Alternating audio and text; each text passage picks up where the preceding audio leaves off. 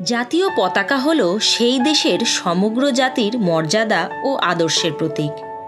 স্বাধীন ভারতের নাগরিক হিসেবে আমাদের প্রত্যেকের দেশের জাতীয় পতাকা সম্পর্কে কিছু গুরুত্বপূর্ণ তথ্য অবশ্যই জানা প্রয়োজন। 1857 সালে প্রথম স্বাধীনতা যুদ্ধের সময় বাহাদুর শাহ জাফর ভারতে প্রথম পতাকা উত্তোলন করেন। সবুজ রঙের সেই পতাকার ওপরে ছিল সোনালি রঙের পদ্ম ও হাতরুটি।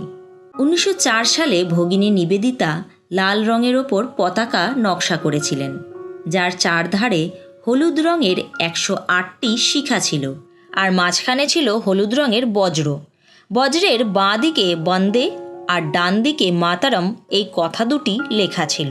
1906 সালের 7ই আগস্ট প্রথম কলকাতার পার্সি বাগান স্কোয়ারে ভারতের জাতীয় পতাকা ওড়ানো হয়েছিল। দি ক্যালকাটা ফ্ল্যাগ নামে পরিচিত সেই পতাকায় ছিল 3টি রং, লাল, হলুদ ও সবুজ।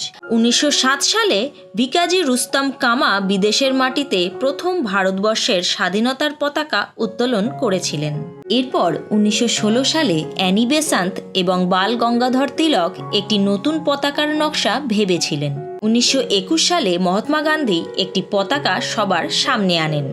1931 সালে ভারতীয় ন্যাশনাল কংগ্রেস স্বরাজ পতাকা অধিগ্রহণ করে। 1947 সালের 15ই আগস্ট ভারতবর্ষ স্বাধীন হওয়ার আগে 22শে জুলাই কেন্দ্রীয় সাংবিধানিক সভায় বর্তমান জাতীয় পতাকার নকশাটি অনুমোদিত হয়েছিল।